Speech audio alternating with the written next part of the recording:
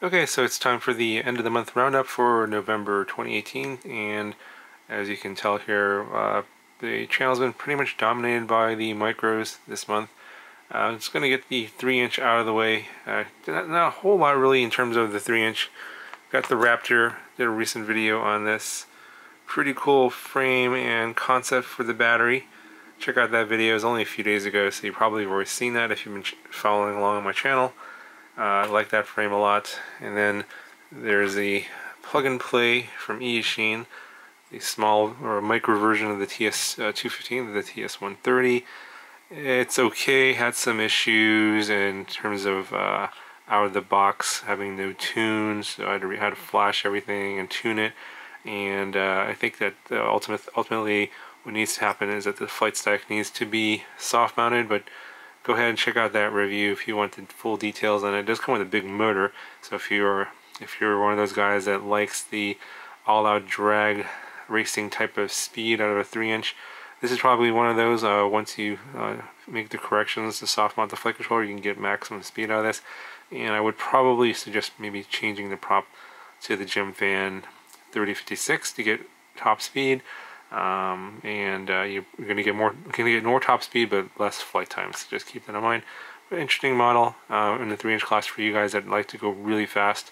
This is going to be one of those models. Okay, so a couple of new models here from Diatone that showed up on the channel. We got the GTR 249 Plus. The names are kind of difficult to keep track of, and then you have the GTR 239. There's also the 349, the 3-inch that hasn't hit my channel yet. I'll be getting that at some point soon, and I probably won't be reviewing the 2-inch version, which basically is the 239 here, but on a 2-inch carbon frame instead of the plastic frame with the prop guards. So that's one of the reasons why I'm probably not going to review it. All these kind of parts are the same. The only difference is that the motors are different on the 3-inch. It has the 1408 motors versus the 1105 motors on the other three in this new lineup. And I think these, at the time of this video, are still on pre-order on Banggood, but if you want to get them now, you can order them from the Diatone website. I think they are shipping from Diatone. Pretty soon, they should be shipping from Banggood as well. This one I would recommend for beginners. People are going to crash a lot, don't want to do repairs. I think this one's going to hold up pretty well, pretty durable, and should be able to learn your FPV piloting skills in this without worrying about destroying it. And this one here, much faster on the 2.5-inch props on 4S. Recommended for at least intermediate to advanced pilots because this is very fast and you're going to need some skills to be able to control this. But if you're looking for lightweight, fast 4S 2.5-inch, yeah, this is the one to check out for this month. Okay, so obviously the the latest craze here between the two Tiny Whip style micros here, the Mobula 7 and the Tiny Hawk 2S 1S. The debate is raging on the Facebook groups as to which is better and why, etc., etc. Yeah, I did a video on this already, so I'm not going to regurgitate all that. You can check out that video. It's basically comparing these two and the reasons why I think one's better for the other, or one's better over the other versus for what particular reasons, who it's for, and why, because it's not one size fits all. I find it interesting that there's a very vocal set of people out there that think that one is better and everyone else is wrong, and then there's another group of people think that this one's better and everyone else is wrong, and it's just not the case. It just depends on what's good for you. And so I would encourage you to check out that video on these two models. They're both very popular, both very good, but I think they're going to be for different kind of pilots. And check out that video if you want to know all the details and the reasons why I think one is good for a certain pilot versus another pilot. But in any event, they're both very good products. Obviously, there's flaws. There's nothing is perfect in both of these. But yeah, go ahead and check out that video. These two have been extremely popular lately.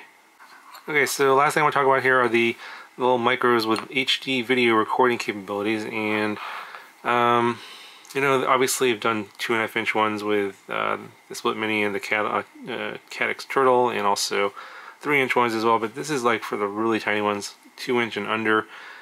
I did a video here on the IH2 and this one here is going to be updated. So I'm going to be doing another video here in a little bit. There was a little bit of jello in the video because of the very thin bottom plate. I think it's like a 1.5mm bottom plate, so quite flexy. But that's not the only reason you could have jello. So here's another one here. This is the SBC Maker K1. I haven't actually done the review yet because I was getting lots of jello. I mean, like massive amounts of jello, way more than on the IH2. But this one came with like a 3mm bottom plate, so it had nothing to do with the bottom plate being the reason why there was jello. In fact, they even updated the frame. This frame is not the one that they were selling originally. This is an updated frame that they sent me, and I was still getting massive amounts of jello. And after all kinds of diagnosing and everything, we found out that basically what the problem was is this lens here. And this is something that I've had issues with Runcam products for whatever reason. Their quality control on the lens seems to be lacking. I have several of these Runcam Split Minis with defective lenses where and actually the degree of defectiveness it varies, because some of them are more defective than others where there's even more jello. So I don't know if you saw the video on the Raptor, there was a little bit of jello, and that's also the Split Mini. A fair amount of jello in this one, not as much as what was on this one. This was terrible, but I'm pretty sure that it has to do with the lens on these, and so I'm going to be getting a bunch of replacement lenses and I'm going to try and fix this. But stay tuned, I'm going to update you guys on what's going on. Obviously I don't think they're selling the M8 version anymore. There's a new version of the Split Mini now with the M12 lens, so we'll have to see if that's an improvement or not. Maybe that's why they switched the lens. But yeah, this review on this guy hasn't come out because of the lens on this. I'm waiting for a replacement lens. And actually they're even going to a third iteration of this frame before I actually get the review out. So I just want to show you that, you know, there's going to be more of these, kind of assuming that there's no more camera issues. There's going to be more of these on my channel because I really like these little tiny HD recording type of, you know, little drones. I did a video yesterday on this guy here. Basically this is a Beta 75X with modification conversion with the, just got rid of the camera and replaced it with the Caddx Turtle. It's actually the Caddx Turtle V1. It sort of gives you an idea of like where or what's possible and how small you can get things to fly and capture HD footage. Obviously you can do this on a 75X. You might be able to get away with do this on a 65X. Not sure if you'll be able to carry the extra weight because it is about, I think it's about 8-9 grams for this setup here for the Turtle. But yeah, check out this video from yesterday.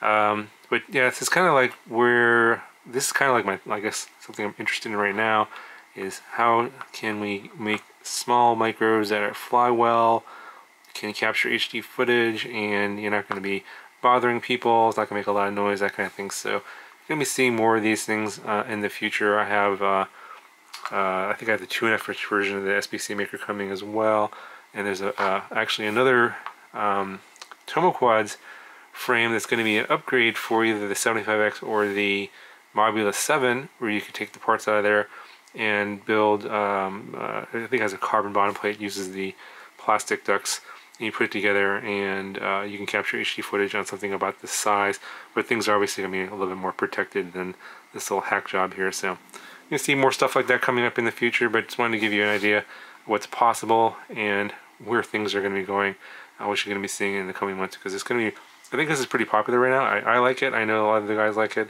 You guys see more models like this, and I know that the, if you guys are wondering also, the Foxeer Mix, which is another single board HD micro camera system here for FPV, is also going to be coming out. I think they're saying, it's been delayed. I think they're saying it's going to come out in December.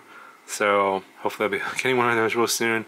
And I heard that they made a lot of improvements over the Split Mini and the Caddx Turtle, which are, I mean, if you guys are wondering, the Split Mini and the Caddx Turtle are essentially the same product, just slightly different firmware and tweaks to the image processing, but I believe it's the exact same sensor. Obviously you have different cases and lenses, all that deal, but the technology is the same in terms of the sensor, and that's your limiting factor, is the hardware.